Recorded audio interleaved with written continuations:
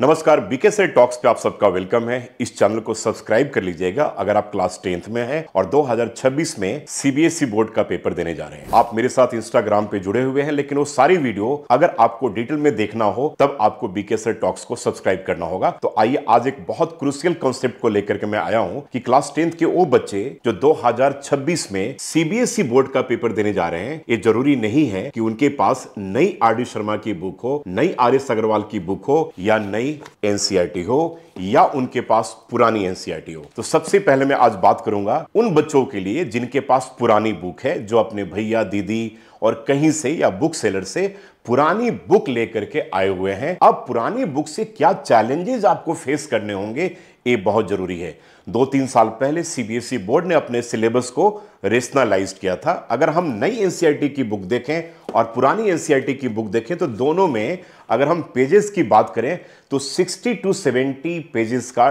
Difference है। यह difference इसलिए है कि सीबीएसई बोर्ड ने अपने सिलेबस को रेशनलाइज्ड कर दिया। जब रेशनलाइज्ड किया तो एनसीईआरटी ने भी अपने पेजेस को कम कर दिए, क्योंकि वो सारे पार्ट जो सीबीएसई ने हटा दिया, अब नई एनसीईआरटी के बुक में वो पार्ट आपके नहीं दिए हुए। तो सबसे पहले मेरा रिकमेंडेशन यह है कि आप सबके लिए नई बुक से भी ज्यादा बेटर आपकी पुरानी बुक है, जिसमें 60 to 70 पेजेस आपके एक्स्ट्रा दे रखे हैं। तो आज इस वीडियो में बात करेंगे कि अगर आप पुरानी आर.डी. शर्मा से पढ़ रहे हैं, पुरानी आर.एस. अग्रवाल की बुक से पढ़ रहे हैं, या अगर आप एनसीईआरटी बुक से पढ़ रहे हैं, तो क्या क्या पार्ट आपको नहीं करना चाहिए, और वैसे पार्ट जो ऑलरेडी रेशनलाइज्ड हैं, डिलीटेड है, उनमें से कौन कौन सा पार्ट आपको करना चाहिए। तो बहुत सारे बच्चों को इस टॉपिक पे बड़ा मेजर कंफ्यूजन रहता है। तो बहुत सारे पेरेंट्स मेरे साथ जुड़े हुए हैं, बच्चे मेरे साथ जुड़े हुए हैं और बहुत सारे यंग एडवोकेट्स मेरे साथ जुड़े हैं। तो यह वीडियो इन तीनों के लिए है। तो चलिए सबसे पहले हम बात करेंगे, आप एनसीईआरटी की बुक अपने साथ ले लें और लेने के बाद अगर पुरानी बुक है तो आपको उसमें मार्क करना पड़ेगा, उसमें आपको कट करना पड़ेगा। अगर नई बुक में है तो नई बुक में कुछ ऐसे पार्ट हैं जो पुराने बुक में आपको मिलेंगे, जो इवन की रेशनलाइज्ड हो चुका है, फिर भी सीबीएसई बोर्ड के पेपर में वैसे क्वेश्चंस पूछे गए हैं। दैट मींस कि आपको कॉशियस होकर के यह बात याद रखना है कि आपको पुरानी बुक से भी कुछ टॉपिक को कुछ पार्ट से देखना होगा। तो ऐसा क्यों नहीं करें कि हम पुरानी बुक ही मार्केट से ले रहे, नई बुक के जगह पे थोड़ा सा ही तो ज्यादा करना है, 50-60 पेजेस ही तो ज्यादा करना है, और उसमें कुछ पार्ट आपको मैं टोटली कट करवाऊंगा जहां से सीबीएसई बोर्ड के पेपर में क्वेश्चन नहीं पूछे जाएंगे। तो लेट्स स्टार्ट। अब स्टार्ट करते हैं। सबसे पहले बच्चों हम बात करते हैं रियल नंबर्स का। रियल नंबर आपके एज पर एनसीईआरटी पहला चैप्टर है, और इस चैप्टर में पुरानी बुक से अगर आप पढ़ रहे हैं तो यूक्लिड्स डिवीजन लेमा का पार्ट आप नहीं करेंगे, और इससे जुड़े जो आपका पहला एक्सरसाइज है वह एक्सरसाइज आपको नहीं करना है। मेरा रिकमेंडेशन यह है कि उस एक्सरसाइज में जो एचसीएफ और एलसीएम से जुड़े हुए जो सवाल हैं, जो क्वेश्चंस हैं, जो वर्ड प्रॉब्लम्स हैं, जहां पर हमें एचसीएफ और एलसीएम फाइंड करना होता है, वैसे क्वेश्चंस को आप कर सकते हैं। बस आपको याद यह रखना है कि वहां पर यूक्लिड्स डिवीजन लेमा यानी कि dividend equals to divisor into quotient plus remainder का पार्ट आपको नहीं यूज करना है। तो थोड़े से word problem Euclid division lemma के आप कर सकते हैं, जो नई किताब में नहीं गिवन है।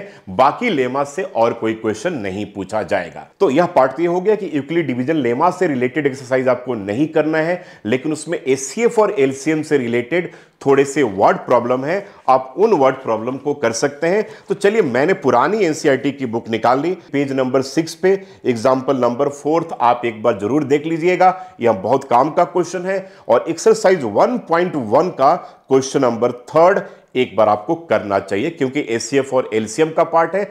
ऐसे क्वेश्चन सीबीएसई बोर्ड के पेपर में 3 मार्कर कैटेगरी यानी कि सेक्शन सी में पूछे गए हैं पहले, और आगे भी पूछे जाने की संभावना है, यानी कि उसकी भी पॉसिबिलिटी है। रेस्ट अगर हम बात करते हैं तो फंडामेंटल थ्योरम ऑफ अरिथमेटिक पुरानी बुक में भी है और नई बुक में है, यह रेशनलाइज नहीं है। तो इससे जुड़े हुए जितने भी सवाल हैं वह आपको करने पड़ेंगे। तीसरा टॉपिक है रिविजिटिंग इरेशनल नंबर। यह सीबीएसई के करिकुलम में है, नई बुक में भी है, पुरानी बुक में भी है, और एक बहुत मेजर और इंपॉर्टेंट टॉपिक है जिससे क्वेश्चन आपके सीबीएसई बोर्ड के पेपर में पूछे जाते हैं। अब अगले पार्ट की अगर हम बात करें चैप्टर 1 में, तो revisiting rational numbers and their decimal expansion. अब देखिए, पुरानी बुक में यह पार्ट है और सीबीएसई ने इसे रेशनलाइज्ड किया है, नई बुक में नहीं है। लेकिन मेरा मानना है कि इससे जुड़े आप सवाल क्लास 9th में ऑलरेडी पढ़ चुके हैं तो मल्टीपल चॉइस क्वेश्चंस के लिए यह आपको जानना है तो नई पुरानी बुक से आप इस टॉपिक को भी कर सकते हैं, तो आप टोटली इस चैप्टर में सेफ हो जाएंगे। अब आइए बात करते हैं दूसरे चैप्टर यानी कि पॉलिनोमियल्स की बात करते हैं। तो पॉलिनोमियल्स की अगर हम बात करें तो पॉलिनोमियल्स में डिवीजन एल्गोरिथम का जो पार्ट है याद रखिएगा वह आपको करना चाहिए, डिवीजन एल्गोरिथम का पार्ट। लेकिन उसमें से कुछ सवाल आपको नहीं करने हैं, लेकिन अगर आप बेसिक एक बार जान जाएंगे तो nothing is wrong in that. लेकिन उसमें बहुत सारे सवाल आपके कटते भी हैं, जैसे अगर आप पुरानी बुक से अगर आप प्रैक्टिस कर रहे हैं तो आ जाते हैं पॉलिनोमियल की। अगर हम बात करते हैं तो पॉलिनोमियल में सब कुछ करना है। डिवीजन एल्गोरिथम फॉर पॉलिनोमियल में अगर आप पुरानी बुक से कर रहे हैं तो उसमें एग्जाम्पल 8, 9 इससे रिलेटेड सवाल आपको करने की जरूरत नहीं है। और एनसीईआरटी अगर मैं ऑप्शनल की बात करूं तो ऑप्शनल में क्यूबिक पॉलिनोमियल दे रखा है जो डिलीटेड है, लेकिन क्यूबिक पॉलिनोमियल में relationship between zeros and it's coefficient को अगर आप जान जाएंगे तो nothing is wrong in that. 2 से 3 मिनट का टाइम लगेगा तो आप पॉलिनोमियल में आप हो सकता है एनसीईआरटी बेस पे आप टोटली सेफ हो जाए। 2 पॉलिनोमियल में बाहर से भी आपको बहुत सारे क्वेश्चंस करने की जरूरत है। Now coming to linear equations in 2 variables. Linear equations in 2 variables को सॉल्व करने के 3 मेथड है हमारे पास। एलिमिनेशन है, सब्स्टिट्यूशन है और क्रॉस मल्टीप्लिकेशन मेथड है। तो cross multiplication method totally cut है यानी कि टोटली रेशनलाइज्ड है, तो यह पार्ट आपको करने की जरूरत नहीं है। और एक पार्ट और रेशनलाइज्ड है, इक्वेशंस रिड्यूसिबल टू लीनियर। तो मेरे प्यारे बच्चों मैं आपसे रिक्वेस्ट करूंगा कि इक्वेशंस रिड्यूसिबल टू लीनियर की जब मैं बात कर रहा हूं तो मैं आप सबको रिकमेंड करूंगा कि यह पार्ट करना पड़ेगा। पुरानी बुक में एक्सरसाइज 3.6 का यह पार्ट है, ये आपको करना चाहिए। और आप आश्चर्य करेंगे कि हटने के बाद भी यानी कि रेशनलाइज्ड होने के बाद भी सीबीएसई के सैंपल पेपर्स में 1 साल पहले ऐसे प्रश्न दे रखे थे। तो जब हटा हुआ है तो सीबीएसई को नहीं देना चाहिए। तो जब सीबीएसई ने दे रखा है तो ऐसी भी प्रॉबिलिटी है कि सीबीएसई बोर्ड के पेपर में वैसे क्वेश्चंस पूछे जाएंगे। तो माय स्ट्रांग रिकमेंडेशन इज कि आपको एक्सरसाइज 3.6 से रिलेटेड क्वेश्चंस करने होंगे। अब बात आता है कि एक्सरसाइज 3.6 से रिलेटेड अगर क्वेश्चंस करने हैं तो क्या इक्वेशंस रिड्यूसिबल टू लीनियर पे आपको वर्ड प्रॉब्लम करने की जरूरत है, जो खास करके अप स्ट्रीम डाउन स्ट्रीम वाले क्वेश्चंस में। और एक्सरसाइज 3.6 में एक रूही वाला क्वेश्चन है, टाइम एंड वर्क से रिलेटेड क्वेश्चंस हैं। तो मेरा ऐसा मानना है कि ऐसे क्वेश्चंस वर्ड प्रॉब्लम में करने की जरूरत नहीं है। ठीक है, आप स्ट्रीम डाउन स्ट्रीम के क्वेश्चंस क्वाड्रेटिक इक्वेशन से आ सकते हैं, लीनियर से नहीं आएगा, तो ध्यान रखिएगा। लेकिन solve for x and y में इक्वेशंस रिड्यूसिबल टू लीनियर के प्रश्न आपको करने चाहिए। दो यह पार्ट जो है सीबीएसई बोर्ड में रेशनलाइज्ड हो गया है और ए डिलीटेड है। तो अब आते हैं now coming to quadratic equations की बात करते हैं। क्वाड्रेटिक इक्वेशंस में सब कुछ करना है। पुरानी बुक बहुत बेहतरीन किताब है खास करके लीनियर और क्वाड्रेटिक के लिए, क्योंकि लीनियर में बहुत सारे वर्ड प्रॉब्लम्स पुरानी बुक में आपको मिलेंगे, नई बुक से वो डिलीटेड है। तो मेरा रिकमेंडेशन है कि नई बुक की जगह अगर आप पुरानी बुक से सारे वर्ड प्रॉब्लम को करेंगे तो you will be totally safe, बड़े क्वालिटी क्वेश्चंस आपको मिल जाएंगे। सिमिलर मैं बताऊंगा आपको आगे कि क्वाड्रेटिक इक्वेशंस में भी यही काम आपको करना है। आप पुरानी बुक में बड़े सारे अच्छे word problems, solve for x वाले भी अच्छे क्वेश्चंस दे रखे हैं। तो मेरा स्ट्रॉन्ग रिकमेंडेशन है कि क्वाड्रेटिक इक्वेशंस के केस में आपको पुरानी बुक को रिकमेंड करना चाहिए, नई बुक को नहीं। तो डिलीटेड पार्ट इसमें क्या हो गया, कंप्लीटिंग द स्क्वायर मेथड जो है वह पार्ट आपको नहीं करना है। Factorisation method and quadratic formula method आपको यूज करना है। बाकी वर्ड प्रॉब्लम के लिए पुरानी किताब बहुत बेहतर है। तो रेशनलाइज्ड पार्ट इस चैप्टर से अगर मैं कहूं तो कंप्लीटिंग द स्क्वायर जो आपको नहीं करना है। Now coming to arithmetic progression में सब कुछ आपको पुरानी बुक से करना है, कुछ भी नहीं छोड़ना है। गुड न्यूज यह है कि बहुत बार case study based questions NCERT से डायरेक्ट आपके पूछे जा सकते हैं आने वाले पेपर में। तो वैसे क्वेश्चन जो आपको लगता है कि नहीं करना चाहिए उसे भी जरूर कर लीजिएगा, यानी कि पुरानी बुक से अर्थमेटिक प्रोग्रेशन के एक एक क्वेश्चंस आपको गिन गिन करके करने पड़ेंगे।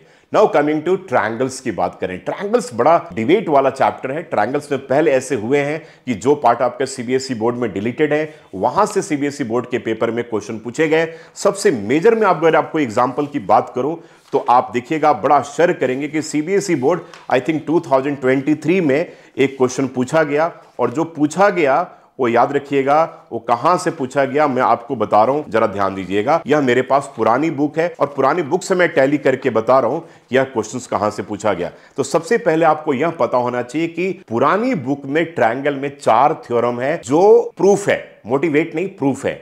तो प्रूफ का मतलब हो गया कि जो प्रूफ करने के लिए पहले आया करता था, तो सबसे पहले basic proportionality theorem, converse of BPT बिल्कुल प्रूफ नहीं करना है, मोटिवेट है। उसके बाद Pythagoras theorem, converse of Pythagoras and area theorem.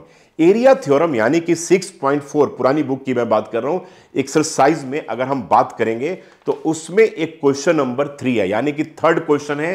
देखिए यह पार्ट नई बुक से डिलीटेड है, यानी कि इस बुक में नहीं है, ठीक है, लेकिन पुरानी बुक में था और यह सीबीएसई बोर्ड के पेपर में क्वेश्चन 2023 में पूछा गया है। जो अभी जो लेटेस्ट सीबीएसई बोर्ड का पैटर्न है, याद रखिएगा 2023 से ही 38 क्वेश्चंस का पैटर्न, जहां पे सेक्शन ई में आपके कॉम्पिटेंसी बेस्ड क्वेश्चन तो 3 साल से ही हुआ, 23, 24, 25, और आप जो पेपर देने जा रहे हैं दैट इज इन 2026, यानी कि चौथा ईयर आपके लिए होगा जो सेम पैटर्न पे होगा, अगर सीबीएसई मीनवाइल कोई नहीं चेंज करती है तो। लेकिन मेरा रिकमेंडेशन है कि इसमें केवल आपको एक ही थ्योरम करना है, that is basic proportionality theorem, और उसके ऊपर बेस्ड क्वेश्चन। बाकी एनसीईआरटी में जितने भी क्वेश्चंस आपके दे रहे हैं बहुत ट्रस्टेड एंड बड़े अच्छे क्वेश्चंस हैं, एनसीईआरटी से डायरेक्ट क्वेश्चंस भी सीबीएसई बोर्ड के पेपर में पूछे जाते हैं। तो यहां जो रेशनलाइज पार्ट हो गया, Pythagoras theorem, converse of Pythagoras and area theorem से रिलेटेड पार्ट आपको नहीं करने हैं। एरिया थ्योरम से एक क्वेश्चन सीबीएसई बोर्ड के पेपर में पूछा गया है, लेकिन वह क्वेश्चन गलत जगह पे रखा गया है, यानी कि गलत जगह पे एनसीईआरटी ने उसे रख दिया है, वहां पे रखने की जरूरत नहीं है। उस क्वेश्चन को सिमिलरिटी वाले एक्सरसाइज में रखने की जरूरत है, जबकि एनसीईआरटी बुक को लिखने वाले 50 टीचर्स होते हैं और इंडिया के एक्सपर्ट्स होते हैं, फिर भी उन लोगों ने गलतियां करी और इन्हीं गलती के कारण उन्होंने सीबीएसई बोर्ड के पेपर में भी दिया और यह क्वेश्चन आ गया और इतने सारे हजारों बच्चे ट्रबल में आ गए कि भाई जब हटा हुआ है तो इसे देने का क्या लॉजिक बनता था। वह क्वेश्चन सिमिलरिटी वाले एक्सरसाइज में होना चाहिए। पेज नंबर पुरानी बुक में 144 पेज पे क्वेश्चन नंबर आपका जो है थर्ड की बात मैं कह रहा हूं। चलिए 6 चैप्टर हो गया। Now coming to coordinate geometry. Coordinate geometry की अगर मैं बात करूं तो इसका वेटेज सीबीएसई बोर्ड के पेपर में 6 नंबर फिक्स्ड है। इसमें पुरानी बुक में एरिया ऑफ ट्रायंगल का पार्ट एक दे रखा था, ठीक है, वह पार्ट टोटली डिलीटेड है। लास्ट जो एक्सरसाइज था बिल्कुल करने की आपको जरूरत नहीं है, ठीक है, तो कोऑर्डिनेट से पूरे के पूरे हट गया, यानी कि नई बुक में वो सारे प्रश्न हैं जो पुरानी बुक में अगर आप उसे हटा देंगे तो आप पुरानी बुक से अगर केवल उस पार्ट को हटा दें तो कोऑर्डिनेट ज्योमेट्री में आप बिल्कुल सेफ है। तो अब आते हैं ट्रिग्नोमेट्री की बात करते हैं और देखते हैं कि इसमें ट्रिग्नोमेट्री में क्या क्या पार्ट डिलीटेड है। तो ट्रिग्नोमेट्री में सब कुछ वैसे ही आपको पुरानी बुक से करना है, केवल कॉम्प्लीमेंट्री एंगल्स के ऊपर जो क्वेश्चन है वो नहीं करने हैं। लेकिन अगर आपको टाइम मिले तो कॉम्प्लीमेंट्री एंगल्स के क्वेश्चंस को आप एक बार देख सकते हैं, थोड़े से फॉर्मूलेस को दिमाग में रख सकते हैं, वो कहीं ना कहीं आपके पेपर में काम कर सकता है, काम दे सकता है, ठीक है। एनीवे अगर आप नहीं भी करना चाहें तो वह पार्ट आप नहीं कीजिएगा और उससे रिलेटेड जो आपका एक एक्सरसाइज है वह करने की जरूरत नहीं है। उसके बाद आ गया हाइट एंड डिस्टेंस, जिसे आप सम एप्लीकेशंस ऑफ ट्रिग्नोमेट्री कहते हो। सब कुछ करना है उसमें। एक पुरानी बुक में एक आपको लास्ट में क्वेश्चन मिलेगा जो कॉम्प्लीमेंट्री एंगल पे है, वह पार्ट ना करके आप सब कुछ आपको करना है। इसके बाद अब हम आते हैं, बात करेंगे सर्कल्स चैप्टर का। सर्कल्स चैप्टर में सब कुछ वही करना है जो पहले था। तो पुरानी बुक नई बुक में खास कोई डिफरेंस नहीं है, सब कुछ वही है। तो पुरानी बुक से भी अगर आप सर्कल्स करेंगे तो यू आर टोटली सेफ। नई बुक भी अगर आपके पास है तो वहां से भी कर सकते हैं। सर्कल्स में कुछ भी रेशनलाइज्ड नहीं है। उसके बाद हम बात करेंगे बच्चों एरियाज रिलेटेड टू सर्कल्स की बात करेंगे। मेरा रिकमेंडेशन है कि एरियाज रिलेटेड टू सर्कल्स का पार्ट आप पुरानी बुक से कीजिए। बड़े अच्छे हाई स्टैंडर्ड क्वेश्चंस आपको मिलेंगे और उसके जो एक्सरसाइज के जितने भी क्वेश्चंस आपको मिलेंगे बहुत बढ़िया है, धमाल मचाने वाला है। नई बुक में केवल एक एक्सरसाइज दे रखा है, बिल्कुल सफिशिएंट नहीं है। थोड़ा सा अगर आपको मेहनत करना पड़ेगा तो पुरानी बुक से एरियाज रिलेटेड टू सर्कल्स का पार्ट अगर आप कर लेंगे तो you will be totally safe. और यहां पर ये मानकर चलिए कि इसमें कुछ भी डिलीटेड नहीं है। नई बुक में देखेंगे तो लास्ट के 2 एक्सरसाइज डिलीटेड है, एक डिलीटेड है लास्ट वाला और फर्स्ट वाला, ठीक है, और एक ही एक्सरसाइज दे रखा है। तो मेरा यह मानना है कि आप एरियाज रिलेटेड टू सर्कल्स के लिए पुरानी बुक को आप कीजिए, ये हाईली रिकमेंडेड है। क्योंकि एक बात बताओ ना, आप जब length of arc, sector, segment सबके फॉर्मूले जब आप याद कर ही रहे हो, सबको आप समझ ही रहे हो, तो उस एक्सरसाइज को हटाने का क्या पर्पस था, जबकि वो सारे के सारे क्वेश्चंस उसी फॉर्मूले के ऊपर बेस्ड थे। तो ऐसा अब मैं क्या कहूं, किसके ऊपर सवाल उठाऊं? तो मेरा ये मानना है कि आप एरियाज रिलेटेड टू सर्कल में पुरानी बुक से सब कुछ कीजिए, कुछ भी नहीं छोड़िए। Now coming to surface areas and volume की बात करते हैं। तो सरफेस एरियाज एंड वॉल्यूम में अगर आप पुरानी बुक से कर रहे हैं तो जो लास्ट का पार्ट है यानी कि फ्रस्टम को टोटली कट करना है। फर्स्ट टर्म से रिलेटेड कोई भी क्वेश्चंस आपको पेपर में नहीं करने हैं, बिल्कुल टोटली हटा हुआ है। लेकिन सीबीएसई बोर्ड में अगर आप देखेंगे तो सीबीएसई बोर्ड ने जो सिलेबस को रेशनलाइज किया था तो उसमें यही कहा कि केवल सरमाउंटेड फिगर्स के ऊपर क्वेश्चन आएंगे, यानी कि मान लो कोन के नीचे जो है वो हेमिस्फेयर है, या हेमिस्फेयर के ऊपर सिलेंडर है, या सिलेंडर के दोनों ऊपर नीचे दोनों हेमिस्फेयर है। सीबीएसई ने कहा केवल यही पार्ट आपके करिकुलम में है, लेकिन conversion of one solid to another CBSE ने हटा दिया और फ्रस्टम हटा दिया।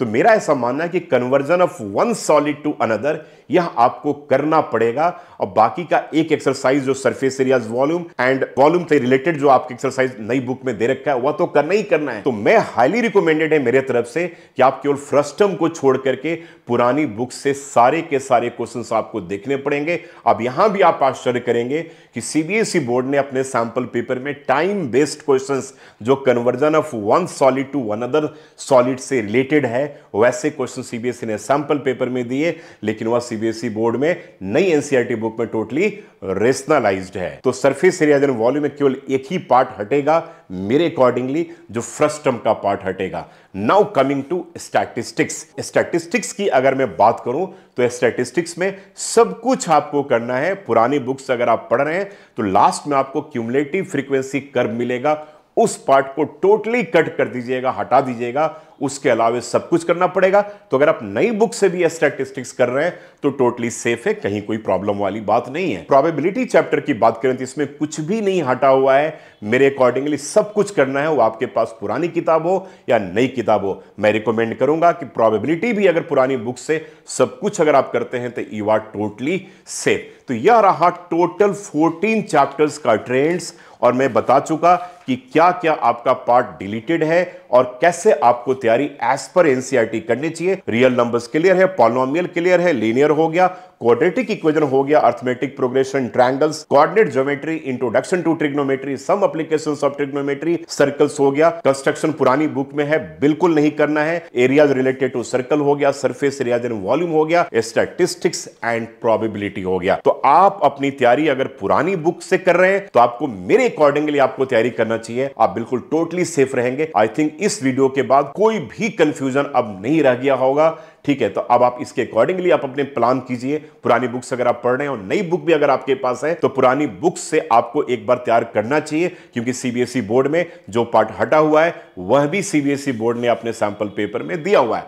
Thank you so much. BK sir talks को जरूर सब्सक्राइब कर लीजिएगा अगर आप चाहते हैं कि इस तरीके के इंफॉर्मेशनल वीडियो आप तक पहुंचे। Thank you so much again.